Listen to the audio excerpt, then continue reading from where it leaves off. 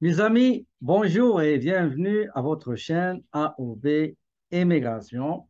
Vous êtes avec Ali Drissi Omar Ibrahim, consultant réglementé en immigration canadien, membre en règle avec le Collège des consultants en immigration et en citoyenneté. Aujourd'hui, nous allons parler de l'UMT.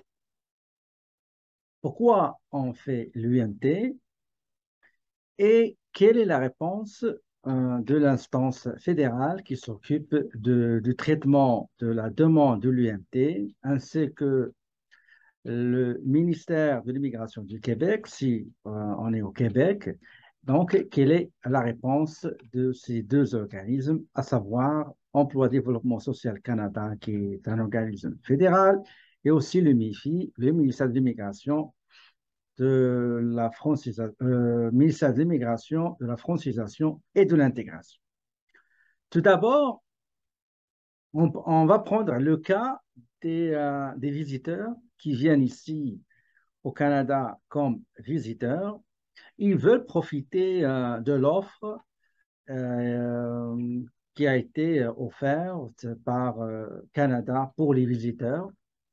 Dans le cadre de la politique générale, bien de l'intérêt public des citoyens canadiens, des résidents canadiens, des résidents permanents, tout visiteur qui arrive à décrocher un contrat de travail avec deux autorisations, c'est au Québec, ça veut dire l'autorisation du Québec à travers le CAQ et aussi l'autorisation du fédéral via le ministère EDSC, Envoi Développement Social Canada, ben, il peut aller demander un permis de travail et selon la province dans laquelle le visiteur se trouve, il peut demander dans un programme qui correspond à, comment dirais-je, à son profit aussi. Il répond aux exigences du programme de la province dans laquelle il se trouve.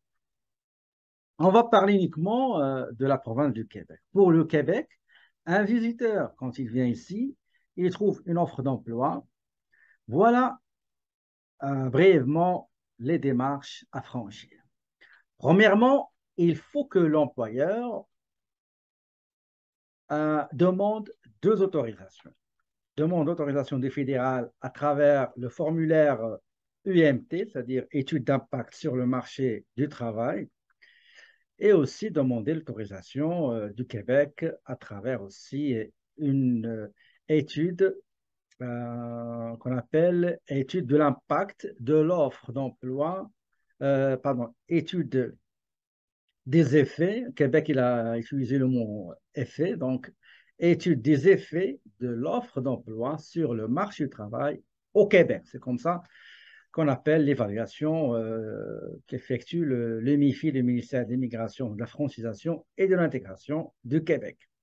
Donc, l'employeur, bah, il va assembler certains documents, par exemple le formulaire EMP 5626, il s'agit d'un bas salaire, ou bien EMP 5627, il s'agit de haut salaire.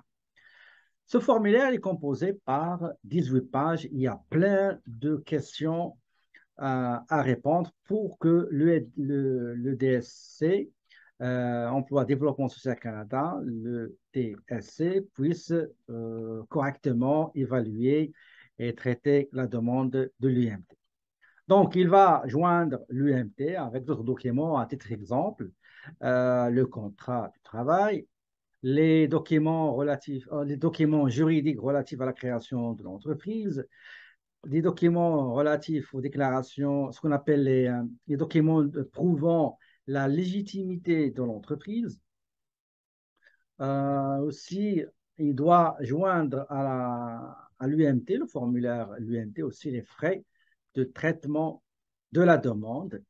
Les frais sont de 1 000 $ non remboursables par personne. Si vous allez demander l'UMT pour 4 ou 5 personnes, ben, il va falloir payer, c'est simple, vous allez payer 5 000 $. Normalement, c'est l'employeur qui s'en charge. C'est l'employeur, normalement, qui doit payer ses frais de traitement parce qu'on constate qu'il y a des employeurs qui demandent à l'employé, hein, d'assumer les frais de traitement. Normalement, c'est pas, ça n'a pas de sens. OK? Ça, c'est côté fédéral. En même temps, l'employeur va envoyer aussi une demande, le Québec, il appelle, demande d'évaluer les effets de l'offre d'emploi sur le marché du travail au Québec. Il y a pas mal de formulaires comme déclaration de l'employeur, demande de sélection temporaire. S'il y a recours à un représentant, donc mandat de représentation et attestation du consultant, contrat du travail, CV, les diplômes, les relevés de notes, les attestations de travail, etc. Donc, une fois, les frais de traitement, c'est 420 $.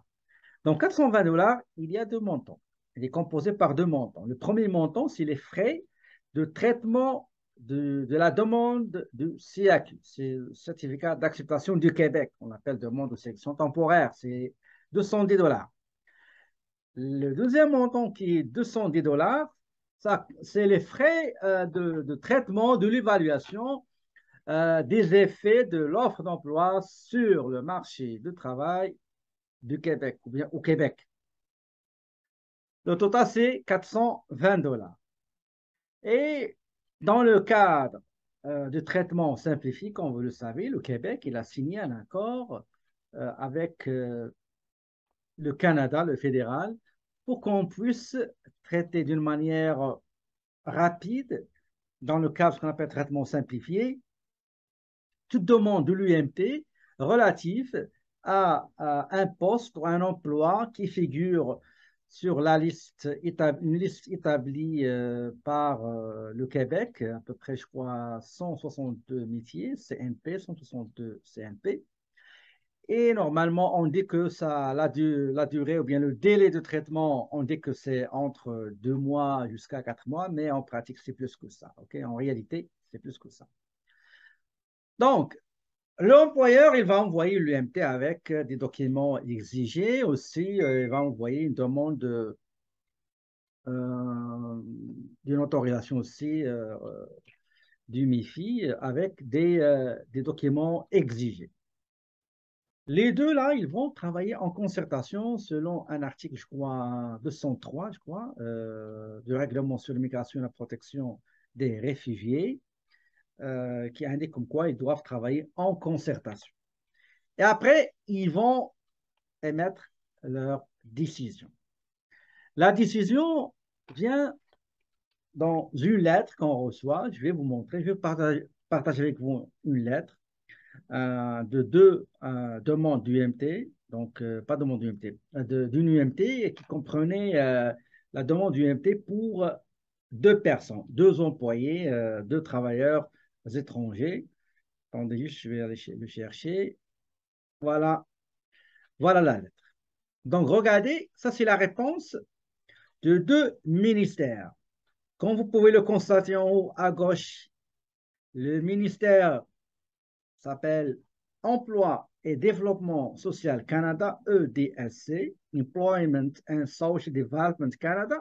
Et à droite en haut, il y a le ministère de l'Immigration, de la Francisation et de l'Intégration du Québec, bien sûr. Et la direction de l'immigration temporaire, travailleurs étrangers temporaires. Donc, cette lettre-là, il a été préparé et co-signé par un agent du MIFI du Québec et aussi un agent de l'EDSC. On commence par le numéro du dossier au fédéral chez ce ministère et vous avez aussi un numéro attribué à cette lettre par le MIFI. Vous avez la date ici, et vous avez la personne à qui on envoie, surtout le représentant légal autorisé par l'emploi et l'entreprise qui va embaucher ces deux travailleurs étrangers. Le titre, comme vous pouvez le voir ici, offre d'emploi temporaire pour un travailleur étranger. Confirmation dans le cas de traitement simplifié. Si ce n'est pas le traitement simplifié, si par exemple, vous allez demander l'avis sur une demande de l'UMT auprès du fédéral pour un emploi ou un poste qui ne figure pas sur la liste établie par le Québec concernant des métiers qui devraient normalement être traités dans le cas du traitement simplifié, bah, s'il ne figure pas sur la liste, ce n'est pas traitement simplifié et ça va prendre beaucoup, beaucoup de temps. Je connais des cas vraiment qui ont connu un délai jusqu'à 10 mois. OK? Jusqu'à 10 mois. Donc, monsieur, voici le texte. Nous avons examiné votre demande d'évaluation de l'impact sur le marché du travail. Ça, c'est l'appellation de l'emploi Développement social Canada, le ministère fédéral. L'équivalent dans l'intitulé pour le Québec, c'est évaluation des effets de l'offre d'emploi sur le marché du travail au Québec.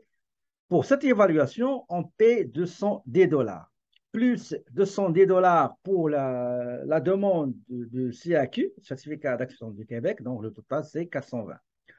Nous vous informons que votre offre d'emploi temporaire est confirmée pour la période indiquée dans le contrat qui est 3 ans, c'est-à-dire 36 mois. Si le candidat visé par l'offre d'emploi temporaire a également obtenu, etc., donc tout ça, on va le voir après, le travailleur étranger, une fois qu'il va recevoir cette lettre-là, donc l'employeur va remettre cette lettre au travailleur étranger et avec le CAQ qu'il a reçu, le CAQ avis positif, il va ajouter d'autres documents exigés par l'IRCC maintenant. Ici, on voit qu'il y a 3 intervenants.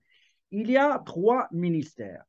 Le premier ministère, c'est Emploi, Développement social Canada, qui fait l'évaluation de l'impact sur le marché du travail canadien.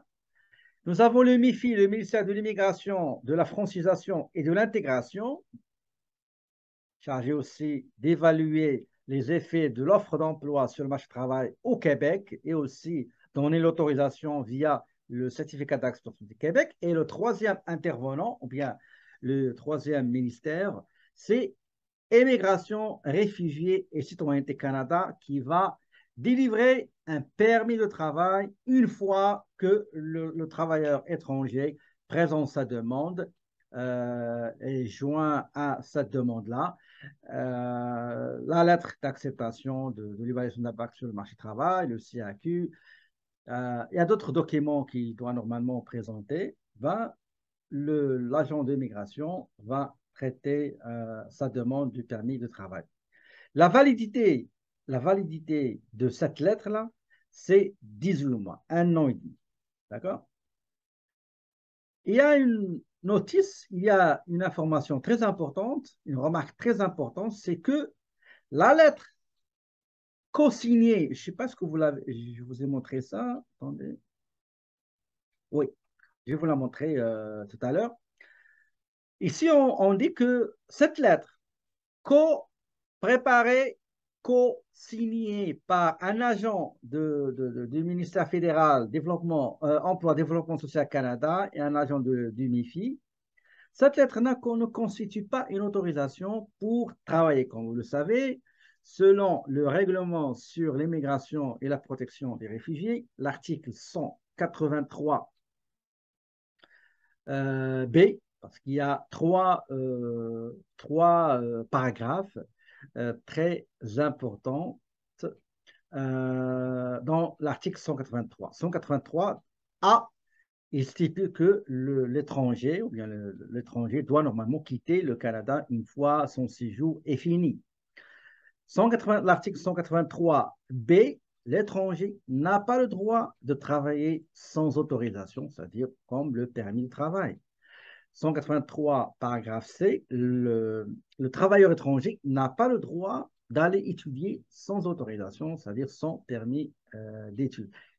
Il y en a des exceptions, des articles dans le règlement sur l'immigration et la protection des réfugiés qui autorisent des gens à travailler sans permis de travail et à étudier sans.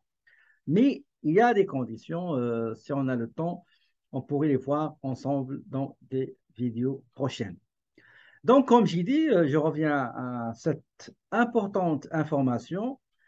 Attention, attention, cette lettre-là, cette lettre, cette acceptation ne permet pas aux travailleurs étrangers d'aller travailler. Souvent, on reçoit des questions semblables. Monsieur, on a reçu l'avis favorable de l'UMT. Est-ce qu'on peut travailler? Non, madame, monsieur, non, vous ne pouvez pas travailler. La seule autorisation, c'est le permis de travail. Donc, il faut attendre l'émission et la délivrance du permis de travail. Parfois, on peut demander une autorisation provisoire pour travailler en attendant le permis de travail. Parfois, il est accepté, parfois, il n'est pas accepté. OK? Alors, on descend un petit peu en bas. Et ici, on parle de remplacement d'un travailleur étranger, par exemple, qui a des empêchements, il n'est pas venu. Donc, ça, c'est autre chose, c'est pas notre sujet. Je peux aborder ce cas-là ultérieurement. Prolongation, voilà, voilà. Voilà ici, à la fin, vous allez voir qu'il y a deux signatures. Il y a deux co-signataires, deux. Il y a un agent du Service Canada, ok, Emploi Développement Social Canada, direction des programmes des travailleurs étrangers temporaires, qui a signé. Et à votre droite, ici, vous voyez ministère de l'Immigration, de la Frontalisation et de l'Intégration du Québec, lui aussi qui a signé cette lettre d'avis favorable pour embaucher un étranger, vu qu'il y a un impact favorable et positif. Euh, Après, on dresse, on liste les travailleurs concernés par cet avis-là. Dans cet exemple-là, il y avait juste deux travailleurs. Donc, on met liste de deux travailleurs et le numéro de l'EMT. Et après, on fait un petit tableau, donc nom, prénom du travailleur, etc. Numéro de CAQ. Détail de l'emploi. Donc, date d'expiration de l'UMT. On a dit la durée de validité, c'est 18 mois. Avant, c'était un an. Maintenant, c'est 18 mois, un an et demi. L'information sur l'employeur, le nom de l'entreprise, dénomination sociale et aussi l'adresse de l'entreprise employeur. Quelle est la personne, ressource, la personne qu'on va contacter pour toute information, tout questionnement? Quelle est la personne qui a été désignée par la société pour parler au nom de l'entreprise? Et après, s'il y a d'autres personnes, on appelle ça les personnes tierces. Donc, c'est quoi son nom, euh, son adresse, etc. Renseignement sur le poste, très important. On met le titre, l'intitulé, le titre du poste, par exemple, cuisinier, aide-cuisinier, chauffeur, camionneur, mécanicien, débosseleur, préposé aux bénéficiaires, etc. Et on met aussi le code de la classification nationale des professions, la CNP. Et après, c'est quoi le titre exactement? Le nombre de postes, ici nous avons deux postes. Quelles sont les exigences relatives à la formation? Quelle est la formation exigée pour occuper ce poste-là? Est-ce que c'est secondaire, collégial, postsecondaire, universitaire, etc. Exigences linguistiques verbales. Est-ce que c'est anglais ou bien français? Est-ce que c'est uniquement le français? Est-ce que uniquement anglais? Est-ce que les deux, anglais et français? Idem pour verbal et écrit. La durée de l'emploi. Ici, l'emploi, selon le contrat du travail signé entre l'employeur et l'employé, ben, le contrat stipule que la durée est de 36 mois, 3 ans. Le salaire par heure, le salaire horaire, ou bien le taux horaire. Okay? Est-ce que bon, vous allez mettre un taux horaire, le taux par heure? Lieu de l'emploi. Généralement, ces deux employés, ces deux travailleurs étrangers, il y avait deux endroits différents. Un qui va travailler dans la ville X et l'autre qui va travailler dans la ville Y. Donc, l'appellation du lieu où il va travailler le travailleur étranger et l'adresse de ce lieu-là d'emploi. OK? Et quel est le travail principal? Euh, Maintenant, les noms des travailleurs étrangers. Ici, bah, ils ont mis, normalement, cette partie-là ne concerne pas le travailleur étranger, il doit être gardé par l'employeur. Et on indique les noms, prénoms de famille et prénoms des deux. Ici, il y avait le cas de deux employeurs, travailleurs étrangers. Les pages qui restent, c'est des pages informatives, c'est-à-dire on donne des renseignements aux travailleurs étrangers, comment préparer son numéro, demander son numéro d'assurance sociale, quels sont les documents à fournir, où euh, devra-t-il demander son numéro d'assurance sociale, etc., etc. OK? Voilà. Donc, c'est ça. Voilà. Donc, tout ça, c'est juste, je voulais partager avec vous la réponse sur une demande de l'UMT. D'accord? Merci, merci pour votre attention. J'espère que cette vidéo vous sera utile. D'ici une nouvelle vidéo, je vous souhaite une très belle journée et je vous dis, mes amis, à la prochaine.